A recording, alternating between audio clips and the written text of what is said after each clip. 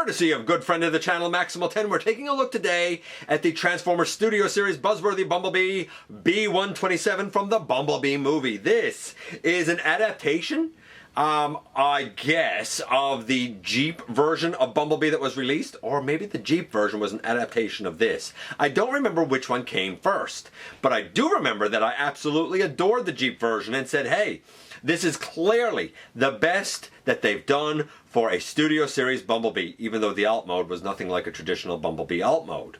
I've often wondered how that same sort of skeletal frame would translate to the cybertronian mode, even though I've never looked at it until today, as he's going to be our focus in the latest GotBot True review.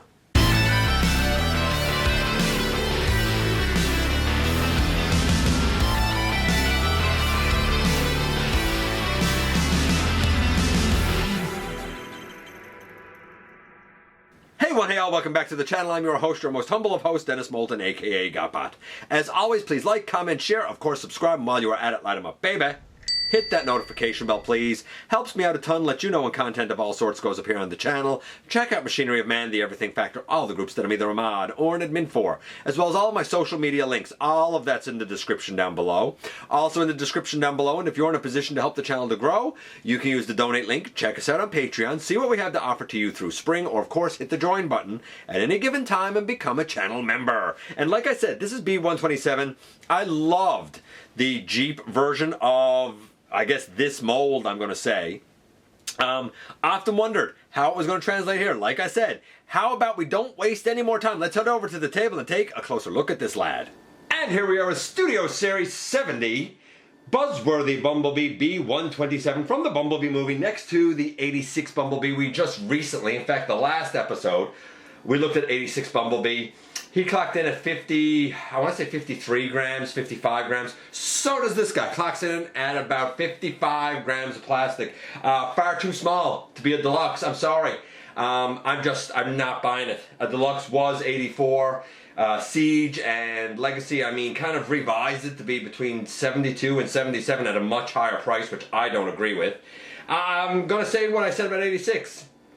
This should be a Scout class. I think they got to reintroduce a Scout class price.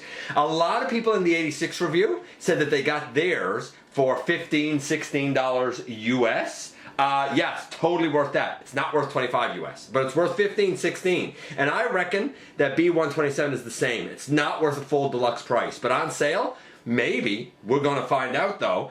Here they are side by side, just for a little bit of a comparison. Now, B-127 comes with the blaster that's in his hand, which I'll show kind of up close shortly. Before I do though, I just want to note, like, it's a peg in his hand, right? So it's fine. Tight pegging, which is okay. But like, it works once it's in there. Let's just take that B out of it because we don't need him. Now, storage for robot is just, it says to just,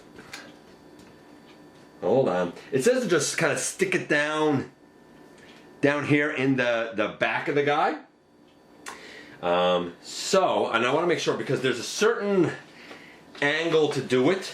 And I got to find it in the instructions because I don't particularly find this to be super intuitive. Like I actually got to turn him, toward me.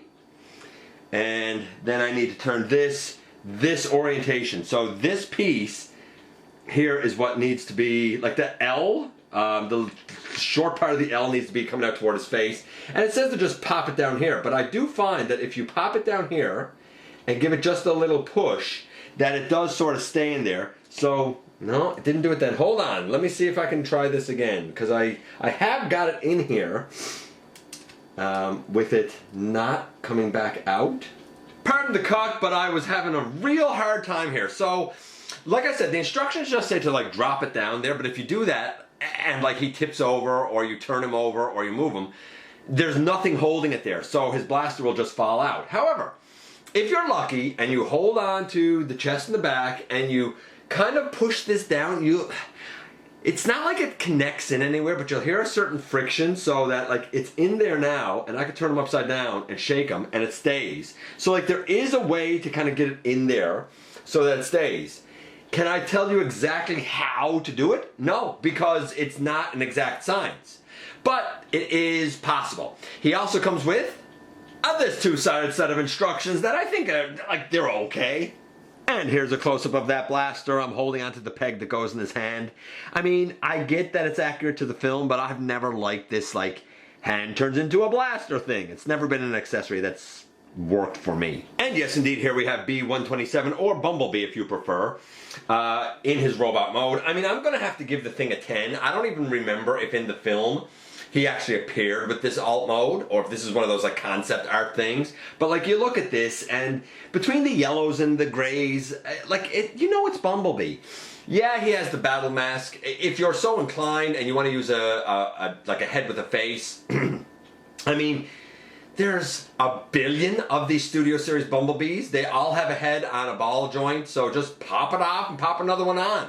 I don't know how close of a match the actual yellow will be because they all have different shades of yellow, but it's certainly an option if you prefer the other head. I'm going to be kind. I'm going to give it a 10 because it's obviously Bumblebee. Let's do the articulation. The head goes left, right. It can look up it can look up a bit. Not much down. A little wiggle up and down, that's all. The shoulders, I mean, they can technically go all the way around, but the tire behind the shoulder does get in the way ever so slightly. T-pose, all the way out to the side, no problem. Elbow over 90 degrees, bicep swivel. Nothing at the wrist. That's the one little bummer on this guy. Wrist rotation would have been nice. Waist gives us, I mean, all this junk on the back sort of limits the waist a bit, but I think you're going to get what you want out of it. And I suppose if you untransform some of this, you'll probably be able to get a little bit more. The legs go way forward on what I'm assuming are ball joints. They feel like ball joints. Can go back that far till it knocks into stuff. Knee can go over 90 degrees. Most people say it can't. You kind of got to push it a bit. You might even be slightly mistransforming or untransforming something. But just slight, like, yeah, it is a 90 degree. I'm going to give it to him. I do wish that some of this wrapped around the leg, like, I don't know, pegged in better. We do have an ankle tilt. It's slight, but it's there. We do have forward and back. Now, I don't think that's necessarily to its benefit. While the guy, luckily, has nice, big, chunky feet to stand on, which I do appreciate. If your, I guess, like, ankle ball pegs are somewhat loose, then this guy's going to tip over. I don't know. I think they probably should have been hinged universals or something. I don't think they are. I'm pretty sure that all of this is, all that looks like a ball peg to me. I don't mind ball pegs. I don't like them when they're used for ankles. I don't think it's the right way to go. That said, luckily the tolerances here are pretty good. I'm going to say that the articulation, a wrist would be nice, but I'm going to say it's a 9.5. Generally, really excellent articulation. You know, I mean, a wrist, that's the only gripe I could have. So a 10, a 9.5, 9.75 so far. Granted, some people that are diehards will say, him having a cybertronian mode, that's only a video game thing, and I get that they might not like it. And honestly, I do feel like his cybertronian mode here very much gives some nods to, like, the War for Cybertron, right? That video game series, for example. Let's do the transformation. Hopefully this will go smooth, and then we can get out of here, of course. So, great score so far. Let's see how the transformation goes. We're going to begin by kind of picking all of this off the back, and we're going to pick off, I'm hoping, yeah, the chest, and we're going to fold that piece out. We're going to fold, now that all of this is sort of opened up back here, right? I'm going to open all of that out. This is basically the top of the car. But now that that's done, we should, I think, be able to, can we fold the head in yet? Are we able to do that yet? Maybe we can't do that yet. But we have this piece out. We can fold these chest pieces in, I believe. Yeah, fold those chest pieces in. I think that this was like the grill of the Jeep in the other version.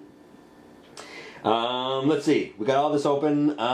We should, I think, be able to fold... Yeah, fold these out next. that one. And why is this one not coming? Again, I want to be somewhat, I don't want to say delicate, but slightly delicate because this isn't mine. There we go. Got that out now. So got these pieces out now. Cool. Now the head should be able, I think, to go in. If I'm not mistaken. God. It's not. I'm not really, like, I'm doing this from memory, from the Jeep, basically. There we go. Had to fold it back. I thought we had to fold it down, but we don't. We fold it back. My bad. So we fold the head in. Let's see. Where do we go next? Gosh. I think we can actually bring all of this up over now. Yeah, this is looking pretty good.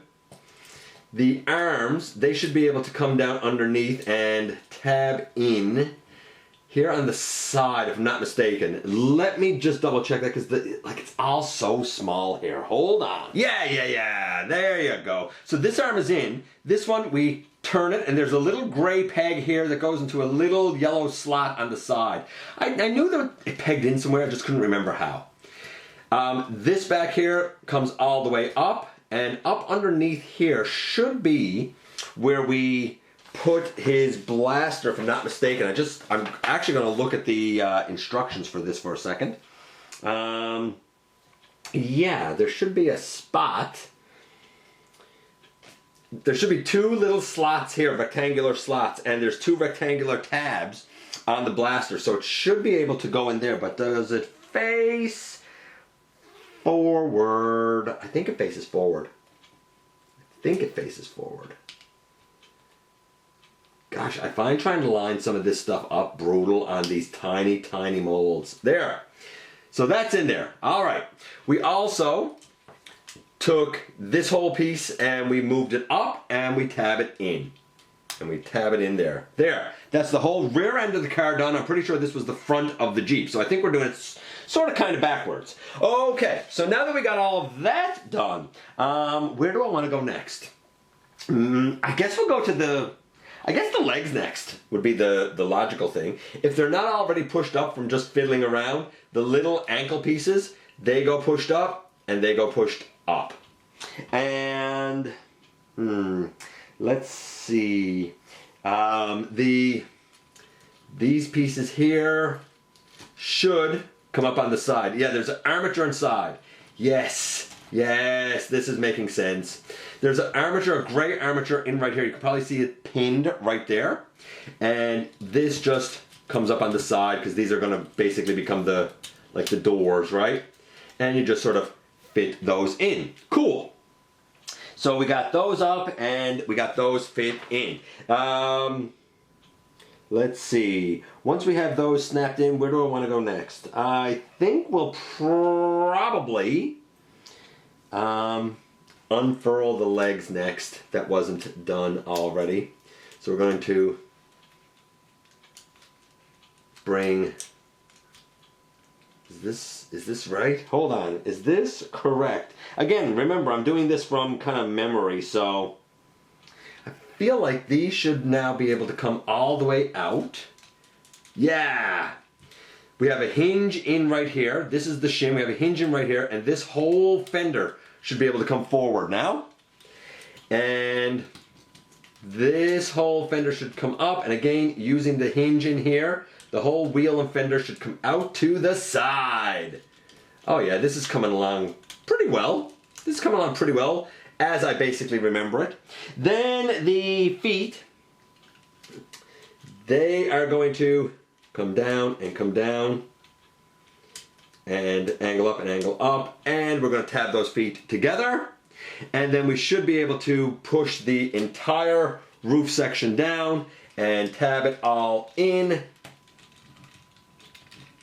nice and solidly, and boom, in the end here we have Bumblebee in his alt mode. Let me just make sure I got everything tabbed in, and then we'll talk about this and his transformation. And so here we have B in his vehicle mode. He rolls just fine, really. Well, kind of just fine. Those are. I don't know why this one's not. There we go. I don't know, I guess I just had it slightly off. I mean, Here's the thing, because of the War for Cybertron, Fall of Cybertron game, I feel like we ended up with a popularized cybertronian mode for Bumblebee, other than the G1 version that was covered by the Origins Bumblebee. I would call this like the second most popularized version, where he's sleek, he's small, he's kind of like a sports car, and he doesn't really have windows. He doesn't need them on Cybertron. I'm cool with this. I think it's a fine alt mode. Like I said, the Jeep I loved. I think I like the Jeep a little bit more than this. I think the transformation here is pretty good. I don't like the accessory storage. He was getting a 9.75. I'm going to say the transformation is an 8.75. Overall, this is a 9.25. It's an excellent Bumblebee. If I was to kind of give my thoughts on the Studio Series ones, like just in a nutshell, I would say my favorite Bumblebee is the Jeep. I would say second is this guy.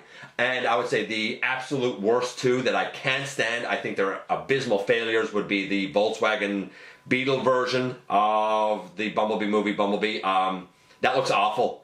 Awful. I've yet to see anybody who has transformed that without gaps. And I've seen an awful lot. And if you're sitting there saying, oh, I transform without gaps, no you don't. Guaranteed your roof has a gap in it. And same with the like 07 version. It's too much bot to go stuck in the shell. That's kind of my take on it. But this guy's pretty fantastic. Is he worth the get? Yeah, probably. Is he worth the get for full price? Absolutely not. Worth the get, but much like the 86B, worth the get on sale. Make of that what you will, but overall score, 9.25. And here we are once again, and here he is. So, in terms of look, like, yeah, it looks like a Bumblebee. Yeah, he has the battle mask on, and some people might say, I wish he had his face. But then, if he had his face, some people would say, I wish he had his battle mask. I'm fine with either head, really. For a Cybertronian mode, especially, I'm cool with the battle mask. And in the Bumblebee movie, I mean, usually it was his face, but he did, you know, throw down his battle mask. I think he also done it in Rise of the Beasts. Nevertheless, I think that it's fitting. I think that it's fine. There's no way that anyone's going to look at this and not know that it's live-action Bumblebee. Obviously, that's what it is. So in terms of look, I'm going to give it to him. In terms of articulation, much like with the Jeep version, I think the articulation here is excellent. I think it's quite solid. I wish we had a wrist, but outside of that, everything else is pretty good. I guess the waist could have a bit more of a swivel to it, but like, you're going to get what you need out of it. I mean, I was a bit concerned about the inside of the leg here because I really don't like this part of the fender sticking off, but it doesn't really affect his articulation or anything, so it's not a big deal. It's certainly not a deal breaker. So the look is good, the articulation is great. I mentioned that fender, which brings me to the transformation. I like the transformation. I do wish that the way the legs kind of wrap around here like felt, I don't know, a little more tighter, I suppose. Now, I mean, the pieces aren't going anywhere. I mean, I'm shaking them, everything's staying like it should, but I just feel like I wish that there was somewhere more solid that certainly the fender on the inside of the leg tabbed into. It's a minor gripe, doesn't really change or affect anything. It's just, I wish that there was something just a touch more solid there. Love the feet, love the big chunky feet because it makes the guy stand like a champion. Great look, excellent articulation, and honestly, a pretty fun, interesting transformation. There's not much here that I don't like. Honestly, I think it's a pretty darn great version of Bumblebee. Make of that what you will. What do you think of B-127? I appreciate you guys coming by, giving me some of your extremely valuable time. I do know how important it is to you. If you're in a position to help the channel to grow, you can use the donate link. Check us out on Patreon. See what we have to offer to you through Spring, or of course hit the join button at any given time and become a channel member. While you are at it, hit the subscribe button, stick around, have some fun with us here on the channel, and don't forget, not for a moment, not for a second, that you right there, you do make a difference in the world, and I look forward to the next time that you and I get together to have another visit, either in the live streams on Thursday nights, at the stop motion premieres, or the old-fashioned way right here inside the videos.